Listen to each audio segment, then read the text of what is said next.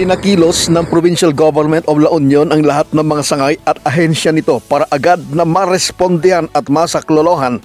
ang mga apektadong pamilya matapos ang pananalasa ng habagat na pinalakas ng Bagyong Luis sa naturang lalawigan. Sa pangunguna ni La Union Governor Mario Eduardo Ortega ay tiniyak ng kanyang tanggapan ng agarang pagtugon at pagbibigay ng kinakailangang tulong upang mapanatiling ligtas ang mga Ilocano na naapektuhan ng masamang panahon. Sa datos na ibinahagi ni John Martin ng PGLU, umabot umano sa 37 reported incidents ng flooding, landslide at pagkabuwal ng puno ang kanilang naitala sa kasagsagan ng Tropical Cyclone Luis mula sa iba't ibang bayan ng lalawigan. Ayon pa kay Martin, base sa kanilang pagmomonitor at mga impormasyong na ipaparating sa kanila, karamihan sa mga naapektuhan ng pagbaha ay mga residential areas habang ilang kalsada naman ang napaulat na may mga kaso ng pagguho, mudslide at mini landslide epekto ng malalakas na buhos ng ulan sa naturang lalawigan. Dagdag pa ng PGLU personnel, 34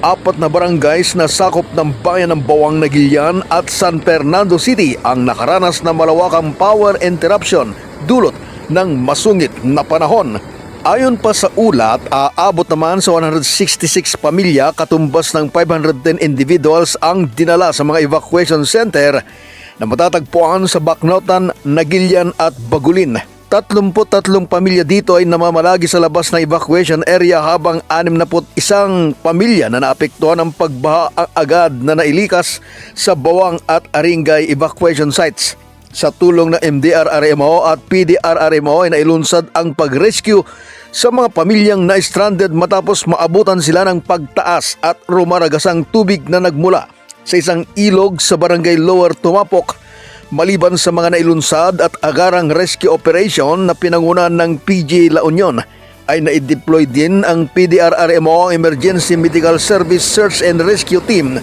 para tignan o i-monitor ang kalagayan ng mga residenteng naapektuhan ng sumabay pang sunog sa barangay Kinabite sa bayan ng Bawang, La Union. Mula sa lalawigan ng La Union, Fredor Liuda para sa Mata ng Agila, Northern Luzon, matatag, matapang, matapat.